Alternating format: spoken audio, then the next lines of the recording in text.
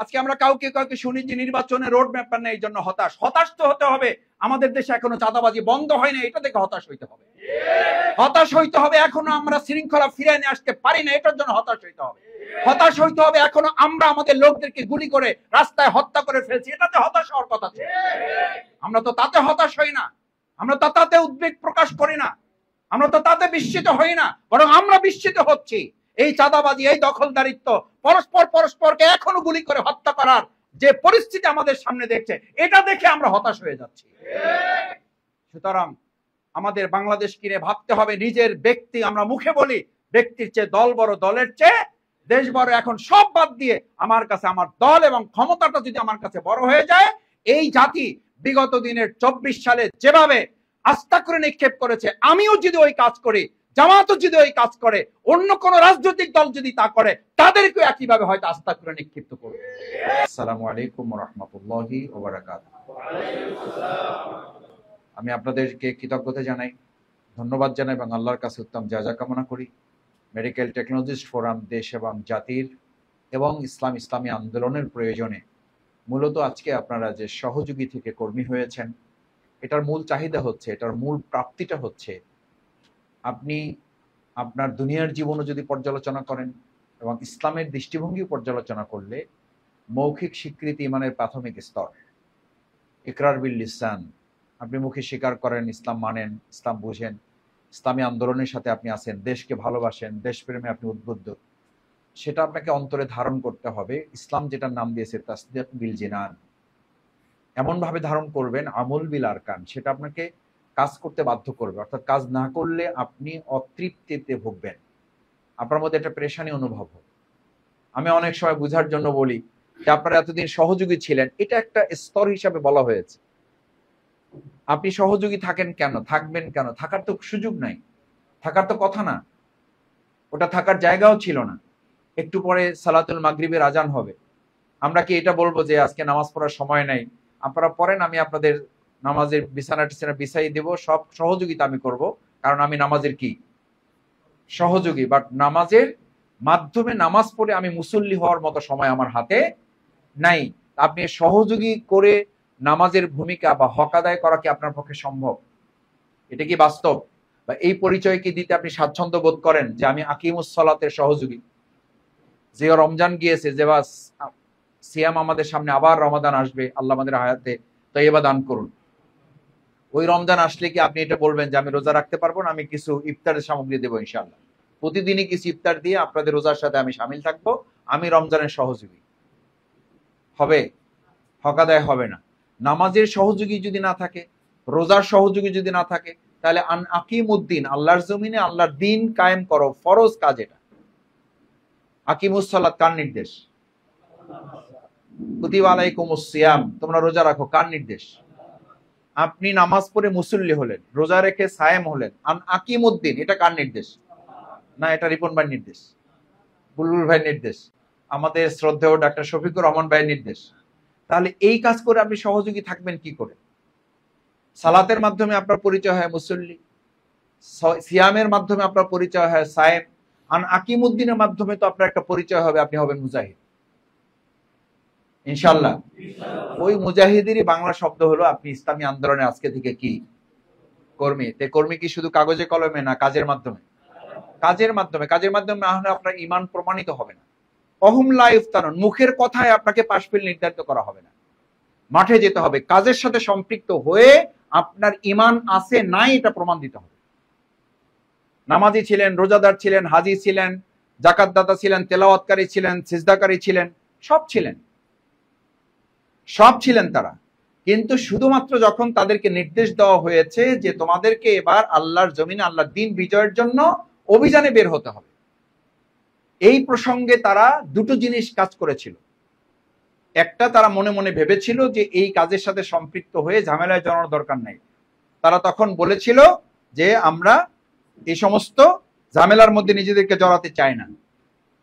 আল্লাহ সুবহানাহু ওয়া তাআলা তাদেরকে বলেন আলা ফিল ফিতনাতি সাকাতু, তোমরা এই কাজে নিজেদেরকে কেন এটা মনে করো? এটা তো ঝামেলার কাজ না, এটা তোমাদের জন্য ফরজ কাজ, বরং এটা মনে করার কারণে তোমাদেরকে এখন ঝামেলার মধ্যে ফেলে দিলাম। এই সংকটের কারণে তোমাদেরকে ঝামেলার মধ্যে ফেলে দিলাম, এটাই মূলত তোমাদের সংকট।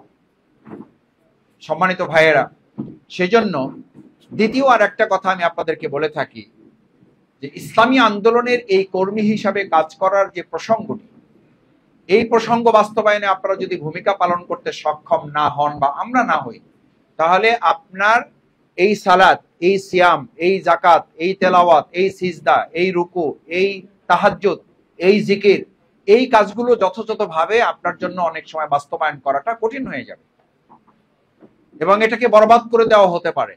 রাসূল করিম সাল্লাল্লাহু আলাইহি ওয়াসাল্লামকে যখন দিনের এই কাজের অভিযানে বের হতে বলা হয়েছিল, তখন কোন কোন জায়গা থেকে বলা হয়েছিল যে আমরা এই কাজ থেকে একটু নিজেদেরকে রুখসত চাই, একটু ছুটি চাই। তারা অজুহাত পেশ করেছিল, তারা যুক্তি পেশ করেছিল।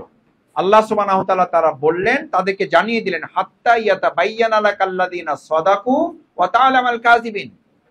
সত্যবাদিতা এবং মিথ্যাবাদিতা শুধু নামাজের উপরে, শুধু রোজার উপরে, শুধু জাকাতের উপরে, শুধু তেলাওয়াতের উপরে, শুধু সিজদার উপরে, শুধু তাহাজ্জুদের উপর নির্ভর করে না, বরং ময়দানে কাজের মাধ্যমে এটা তোমাকে প্রমাণ করতে হবে। সেজন্য সম্মানিত ভাইয়েরা, যারা আজকে কর্মী হিসাবে সম্পৃক্ত হয়েছেন, আমরা আল্লাহর কাছে তৌফিক কামনা করি। আল্লাহ তাআলা আপনাদের এর মর্যাদা সংরক্ষণ করে হক আদায় করে কাজ করার তৌফিক দান করুন। কাজটা কি? কাজ হিসাবে আমরা আপনাদেরকে সাংগঠনিকভাবে বলে থাকি যে আপনি এখন থেকে ব্যক্তিগত রিপোর্ট সংরক্ষণ করবেন। কেন রিপোর্ট সংরক্ষণ করবেন? রিপোর্টের প্রসঙ্গ তো রাসূল করিম সাল্লাল্লাহু আলাইহি সাল্লামের পরিষ্কার বর্ণনা আছে। ক্বালা রাসূলুল্লাহ সাল্লাল্লাহু আলাইহি ওয়াসাল্লাম, হাসিবু ক্বাবলা আন তুহাসাবু। তোমাদেরকে চূড়ান্ত হিসাব দিতে হবে, তার আগে নিজেরা নিজেদেরকে হিসাবের কাছে দাঁড় করো। রিপোর্ট তো আপনার সাংগঠনিক কাজ না শুধু, এটা প্রিয় নবী মুহাম্মদ রাসূলুল্লাহ সাল্লাল্লাহু আলাইহি ওয়াসাল্লাম পরকালের প্রস্তুতির এটা একটা রিহার্সাল পর্ব। সুতরাং আপনি রিপোর্ট রাখবেন, এই কাজটা শুধু সাংগঠনিক কাজ না, এটাকে নিজের আগামী দিনের নাজাতের একটা উসিলা হিসেবে এটাকে আপনি ধারণ করবেন। দাওয়াতি কাজ করবেন, এটা কি জামাতের কাজ না, এটা আপনি ইমানের কাজ। এটা কি রিপন ভাইয়ের কাজ না, এটা আপনার নিজের দায়িত্ব। এটা কি সুন্নাত নাকি নফল নাকি ফরজ, এটা আল্লাহর প্রদত্ত দায়িত্ব। উদু ইলা সাবিলি রাব্বিকা বিল হিকমা। যে পরিস্থিতি থাকেন, হিকমা শব্দ আগে এই জন্য ব্যবহার করা হয়েছে, যে কোনো পরিস্থিতিতে থাকেন, ভালো থাকুক মন্দ থাকুক, সহজ থাকুক কঠিন থাকুক, পক্ষে থাকুক বিপক্ষে থাকুক, প্রতিকূল থাকুক অনুকূল থাকুক, ইতিবাচক থাকুক নেতিবাচক থাকুক, যে অবস্থায় থাকেন সেই অবস্থায় হিকমা শব্দ প্রথমে এই জন্য ব্যবহার করা হয়েছে যে আপনার জন্য মঞ্চ রেডি করা থাকলেই বক্তৃতা করবেন। মাওয়াইজাতুল হাসানা এই জন্য শুরুতে ব্যবহার করা হয়নি। উদু ইলা সাবিলি রাব্বিকা বিল হিকমা, আগে কৌশল শব্দ এই কারণে যোগ করা হয়েছে, পরিস্থিতি যাই থাকুক, যত ব্যস্ত থাকেন আপনি। এখন আমরা বলি যে ভাই আমি একটা চাকরি করি, আমি একটা ব্যবসা করি, তাহলে তো ইসলামী আন্দোলন অথবা দাওয়াতি কাজের জন্য একটা বেকার শ্রেণী তৈরি করতে হবে। কি শ্রেণী? বেকার শ্রেণী, তাদের কোনো কি থাকবে না, কাজ থাকবে না। তো এরকম একটা শ্রেণী আল্লাহর কাছে ছিল না? ছিল না? ছিল না? ছিল না? এই বেকার শ্রেণী কারা? ফেরেশতা। তাদের কাজ নাই, খাওয়া নাই, ঘুম নাই, গোসল নাই, কোনো কিছু নাই, তাদের প্রকৃতির কোনো প্রয়োজন নাই তাদের। তো সেই শ্রেণী বাদ দিয়ে তো আল্লাহ তাআলা আপনাকে সৃষ্টি করতে গিয়ে ফেরেশতাদের মুখোমুখি হয়েছিলেন।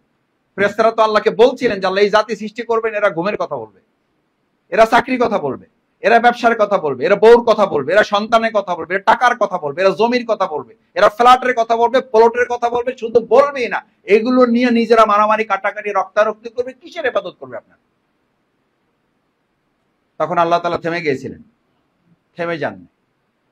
আপনাকে তো এই এক্সামের মধ্যে রেখেছেন, এটা তো আপনার একটা পরীক্ষার অংশ যে আপনি বড় চাকরি করেন, আপনি বড় ইবাদত করবেন, আপনি বড় চাকরি করবেন, আপনি বড় দায়ী হিসাবে দাওয়াতের ভূমিকা পালন করবেন। সেই জন্য তো ভূমিকা পালন করার জন্য মুসা আলাইহিস সালামকে নির্দেশ দেওয়া হলো, ইজহাব ইলা না রিকশাওয়ালা। রিকশাওয়ালার কাছে দাওয়াতের গুরুত্ব আছে, আপনি তো আপনার জায়গায় গুরুত্বপূর্ণ ব্যক্তিকে দাওয়াত দেবেন। ডাক্তারের সাথে আপনার খুব ভালো সম্পর্ক, খুব ভালো পেশেন্ট ডিল করেছেন আপনি, সে খুব বড় ব্যবসায়ী, সব বলেছেন, শুধু মুখ দিয়ে ইসলামী আন্দোলনের কথাটাই তাকে বলতে পারেন নাই, আপনি হক আদায় করতে পারেন নাই। আপনাকে খুব যখন ভালোবেসেছে, এই ভালোবাসার আমানতের নিয়ামতটাই হচ্ছে আপনাকে তো ভালোবেসেছে এই জন্য যে আপনি আল্লাহর হক আদায় করেছেন। এবার বান্দার হক হচ্ছে আপনি তাকে এটা বলবেন যে ভাই আমার যে ভালোটুকু আপনি দেখেছেন, এই ভালোটুকুর মূল কথা হচ্ছে আমি একটা ইসলাম বা ইসলামী আন্দোলনের সংগঠনের সাথে সম্পৃক্ত থেকে আপনার সাথে এই ভালো ব্যবহার করাটা শিখেছি। সেই সংগঠনের নাম হলো বাংলাদেশ জামাত ইসলামী। এই দাওয়াত আমরা দিতে পারবো না।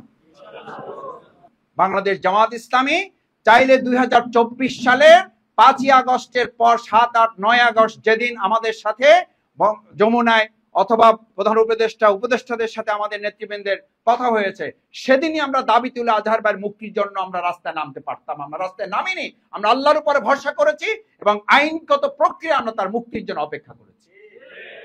আমরা চাইলে রাস্তা বন্ধ করতে পারতাম, আমরা চাইলে লক্ষ লক্ষ লোক নিয়ে রাস্তায় অবস্থান গ্রহণ করতে পারতাম, আমরাও চাইলে আমাদের যমুনায় আমরা ঘেরাও করতে পারতাম, কিন্তু আমরা করি নাই। আমরা জানি যে আল্লাহ সুবহানাহু ওয়া তাআলা আমাদের যে নিয়ামতের মধ্যে রেখেছেন, আল্লাহর উপরে ভরসা এবং আইনগত প্রক্রিয়ার মাধ্যমে দুনিয়ার কারো অনুনয়, দুনিয়ার কারো মানে দয়া বা দাক্ষিণ্যতা নিয়ে আমরা আমাদের ভাইদেরকে আমরা মুক্ত করব না। আমরা মুক্ত করব আল্লাহর দয়া আর প্রচলিত আইনের মাধ্যমে আমরা তাকে মুক্ত করেছি। আলহামদুলিল্লাহ, আল্লাহ যেন বাকিটা সহজ করে দেয়। সেজন্য আপনাকেও এটা মাথায় রাখতে হবে যে আল্লাহ সুবহানাহু ওয়া তাআলা যখন আপনাকে ভালোবাসবেন তখন আপনাকে কেউ পিছিয়ে রাখতে পারবে না। ইনশাআল্লাহ আমরা আশা করি বাংলাদেশ জামাত ইসলামের বাকি আরো যে সমস্ত বিষয়গুলো আছে, জামাত ইসলামের সম্মানিত আমির ডাক্তার শফিকুর রহমান উনি আমাদের মাঝে মধ্যেই বলতেন যে দেশের স্বাধীনতা, সার্বভৌমত্ব এই স্থিতিশীলতা যদি বজায় থাকে তাহলে আমাদের সবকিছু ঠিক থাকবে, আর এই স্থিতিশীলতা যদি বজায় না থাকে তাহলে আমরা আমাদের এই সবকিছু পাওয়ার পরেও কোনো কিছুই আমরা অর্থবহ করতে পারবো না। আজকে আমরা কাউকে শুনি যে নির্বাচনের রোড ম্যাপ নেই, এই জন্য হতাশ তো হতে হবে। আমাদের দেশে এখনো চাঁদাবাজি বন্ধ হয় না, এটা থেকে হতাশ হইতে হবে। হতাশ হইতে হবে এখনো আমরা শৃঙ্খলা ফিরে নিয়ে আসতে পারি না, এটার জন্য হতাশ হইতে হবে। হতাশ হইতে হবে এখনো আমরা আমাদের লোকদেরকে গুলি করে রাস্তায় হত্যা করে ফেলছি, এটাতে হতাশ হওয়ার কথা ছিল।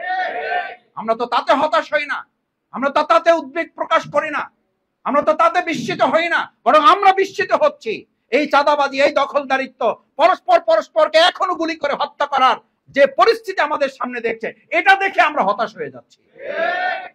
সুতরাং আমাদের বাংলাদেশ কিনে ভাবতে হবে নিজের ব্যক্তি, আমরা মুখে বলি ব্যক্তির চেয়ে দল বড়, দলের চেয়ে দেশ বড়। এখন সব বাদ দিয়ে আমার কাছে আমার দল এবং ক্ষমতাটা যদি আমার কাছে বড় হয়ে যায়, এই জাতি বিগত দিনের 24 সালে যেভাবে আস্থা করে নিক্ষেপ করেছে, আমিও যদি ওই কাজ করি, জামাতও যদি ওই কাজ করে, অন্য কোন রাজনৈতিক দল যদি তা করে, তাদেরকে একইভাবে হয়তো আস্থা করে নিক্ষিপ্ত করবে। সুতরাং আমাদের দেশকে ধারণ করতে হবে, ইসলামী আন্দোলনকে ধারণ করতে হবে।